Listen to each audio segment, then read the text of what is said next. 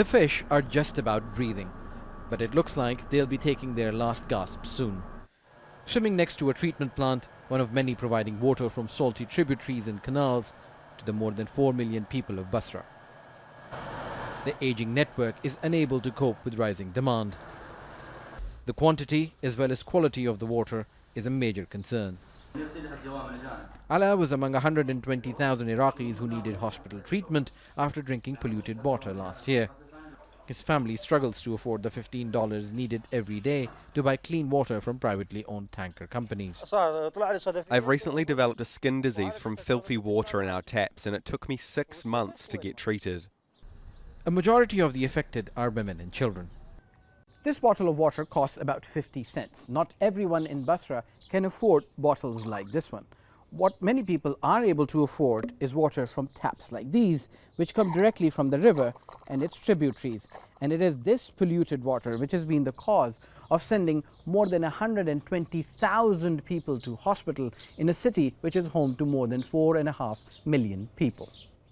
Since last year's outbreak of disease, the problems have been identified, but solutions require serious efforts and funds. A supply of clean water is among the many basic services lacking in this oil-rich city. The real cause of water pollution come from the main water sources, high level of salinity and bacterial contamination.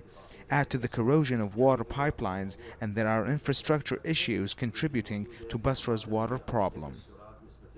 Human Rights Watch says untreated sewage as well as industrial and agricultural waste is pumped into waterways. The fear is that this situation is only going to get worse because authorities haven't done what they need to in order to protect the people of Basra and ensure that there is adequate water quality and quantity.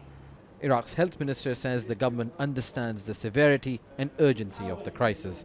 On Basra, we have a comprehensive review of the environmental challenges in Basra. In relation to the drinking water, we are now for the first time, and over the last 5 to 6 months, we're producing regular bulletin on the standards of water. It will take more than monitoring to solve the crises.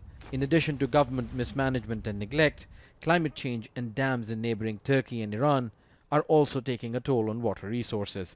And there's a constant fear that another outbreak of disease might happen at any time. Osama bin Javaid, Al Jazeera, Basra.